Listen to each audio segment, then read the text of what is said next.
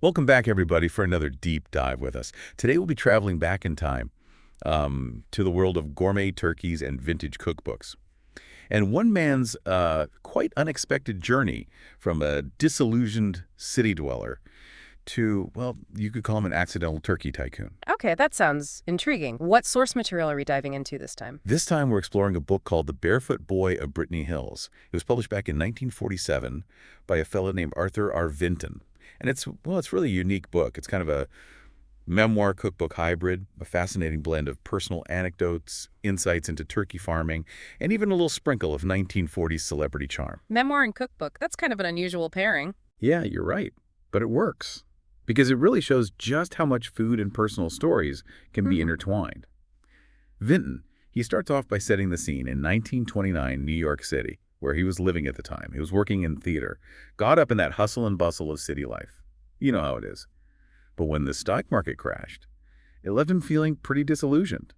And like a lot of people, he began yearning for something simpler. Yeah, I can see that. That desire for a simpler life, it definitely still resonates today. Maybe even more so now, with everyone feeling overwhelmed by just how complex modern life can be. I agree, absolutely. So Vinton decided to escape the city and set out to find the perfect country farm. And that's how he came across this. Well, it was a pretty dilapidated farmhouse dating back to the 1760s, nestled in the hills of Pennsylvania. He called it Brittany Hills. Ah, so it's that classic story of looking for refuge in nature, trying to get back to a more idyllic way of life, although I'm guessing it wasn't all roses and sunshine once he got there. You guessed it. Vinton is actually pretty funny when he describes his early days as a country dweller. He was a city boy through and through. He even admits in the book he had no idea what to do with all that land. But his first goal was to restore the farmhouse. So he used his theater skills and landed a role in a Broadway play to help fund his dream. Wow. So juggling his life as a city actor by night and aspiring farmer by day, that's commitment and a real entrepreneurial spirit. Yeah, he was definitely resourceful, getting to know the locals, Yeah. figuring out this whole farming thing. Now, at first, he actually was drawn to cows. They seemed like a natural fit for a country farm, I guess. Right. Cows definitely fit that image of rural life. But Vinton's story takes a bit of a turn, doesn't it? It does. His interest in cows turned into a full-blown fascination with a very specific breed of turkey, the White Holland turkey. Ah, the White Holland. These aren't your average turkeys. This is a heritage breed known for having a really unique flavor. Even back then, they were prized by those in the know, people who really appreciated good food. That's a pretty interesting niche to get into. It is. Vinton became completely captivated by them. He learned everything he could, even consulted with a renowned turkey expert, a guy named John M. Clement, Esquire, and eventually developed this incredibly meticulous, almost scientific process for raising these birds. He describes this very detailed process for incubating the turkey eggs. He was dedicated to quality from the very beginning.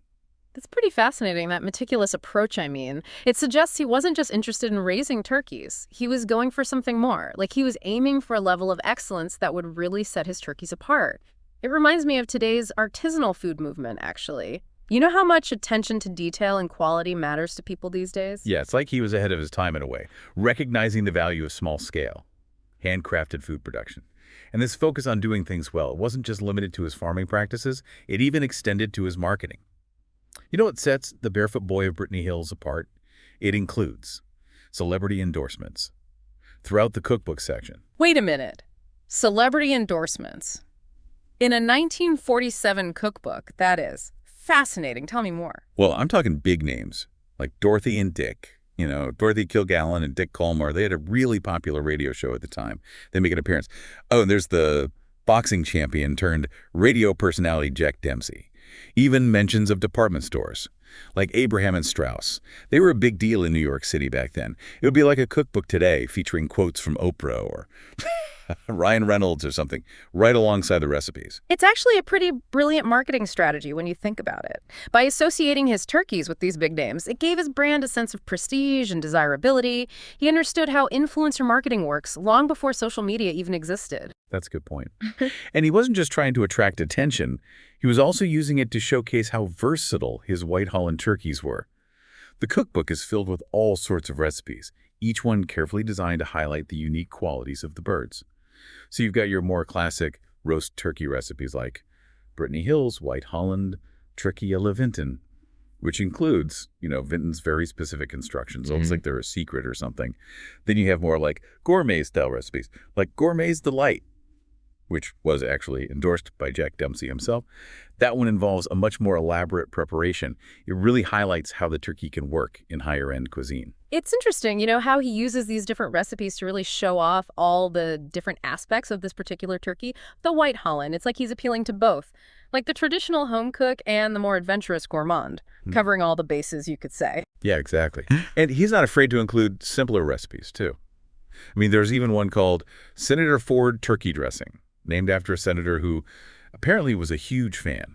Goes to show that Vinton, he really understood, the importance of appealing to a variety of tastes and budgets. Oh, and that reminds me, you mentioned the Canadian potato dressing earlier. It's pretty interesting that this recipe, with its kind of modern-sounding name, actually comes from a pretty well-known New York City restaurant. I know, right? While you have this rural farm supplying ingredients for a fancy city restaurant, it really shows Vinton's business sense. He was more than just a farmer. He was a true entrepreneur. He understood the importance of connecting with, all sorts of different markets. It's easy to get caught up in that romanticized image of the small family farm, focused on quality over everything else. But Vinton's story also reminds us that there are business realities to consider. He had to be adaptable, strategic, to succeed.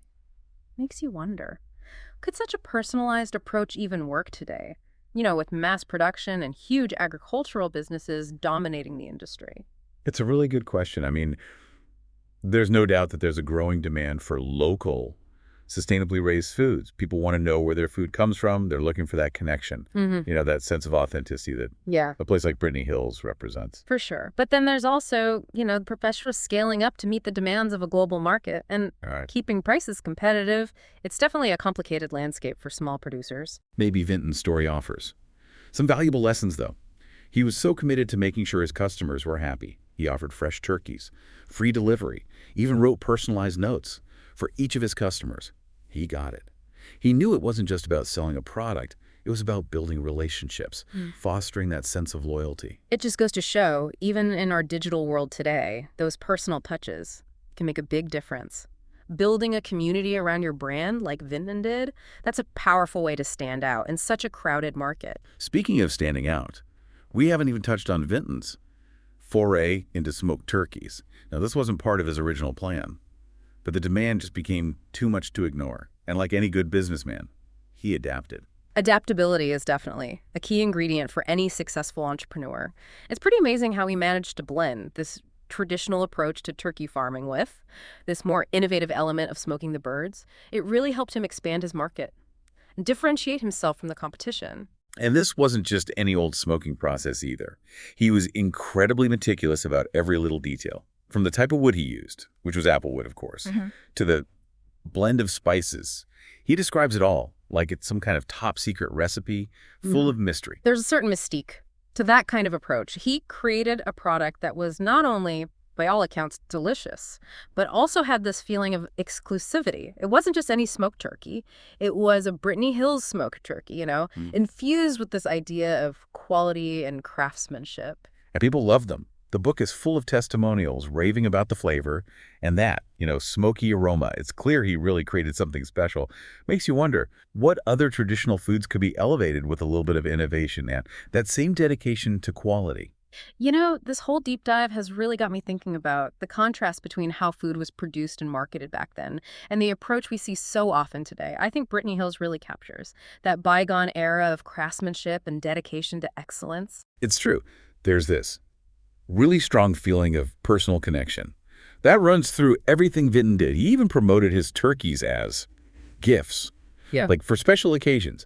Imagine sending someone a Brittany Hills turkey for their birthday or anniversary. That's such a novel idea. It suggests a whole different relationship with food. It becomes more than just sustenance. It's an expression of thoughtfulness, care.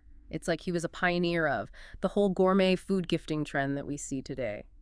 It's really amazing to see how many of his ideas are still relevant in the modern food world. But what I find most striking is the passion that comes through in everything he did. You can just tell how much he loved Brittany Hills, his White Holland turkeys, even his customers. It shines through in every page of the book. It's more than just a cookbook. It's this. Heartfelt story about one man's journey to create something truly special. And it leaves us with a lot to ponder, doesn't it? In a world that's so focused on bigger, faster, more. What can we learn from Vinton's story, his commitment to quality, his personalized approach, that genuine connection he built with his customers? It's a great question, and one that we'll continue to explore as we delve deeper into the Barefoot Boy of Brittany Hills. At the beginning of the book, Vinton dedicates it to the discerning everywhere who take pride in the art of pleasing the palate. And that sentiment, it really feels especially relevant today, with so many people seeking out these high-quality, artisanal food experiences. Yeah, it's like he's encouraging us to be more mindful about what we eat, to appreciate the time and effort, the care that goes into creating really delicious food. Vinton's story reminds us that food can be more than just fuel. It can be a way to connect with others, a way to express gratitude, even a celebration of life itself. His story also makes you wonder if that connection to our food, something we've lost touch with a bit in our modern world. Everything's so fast-paced these days. Vinton talks about how he found contentment in what he calls God's country, escaping all the craziness of city life, embracing a simpler way of being. It's a theme that resonates with so many people today, I think. People looking for more balance and meaning in their lives. Yeah, you can really feel that longing for simplicity and connection running throughout the book. It's there when he talks about, the rolling hills of Brittany Hills, his interactions with people in the local community. Even the way he writes about his White Holland turkeys. There's this genuine affection for the land, the animals, the people in his life. And it comes through in his writing style, too. He's Yeah. always cracking jokes, sharing anecdotes about life on the farm, even throws in a bit of poetry here and there. It makes the book feel so personal, like you're sitting down with him, having a cup of coffee, just listening to him tell his stories. It's not just a dry, factual account. It's a story told with a lot of warmth and humor. He even includes a poem about finding contentment.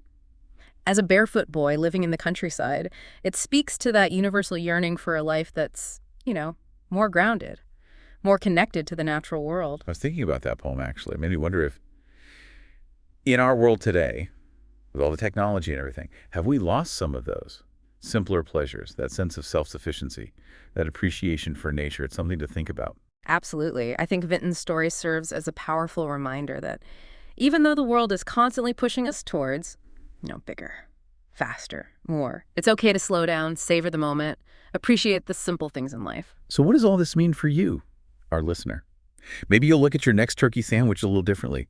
Or maybe you'll be inspired to seek out those hidden gems, those businesses that are still dedicated to the art of handcrafted quality. Or maybe you'll just be inspired to reconnect with the things that bring you joy, whether it's spending time in nature, cooking a meal from scratch, or just taking a moment to appreciate the beauty around you. Well, thank you for joining us on this deep dive into the Barefoot Boy of Brittany Hills. It's been a journey full of surprises, fascinating insights, and maybe even a touch of nostalgia. We hope you leave feeling inspired, informed, and maybe even a little bit hungry for a delicious, handcrafted turkey dinner.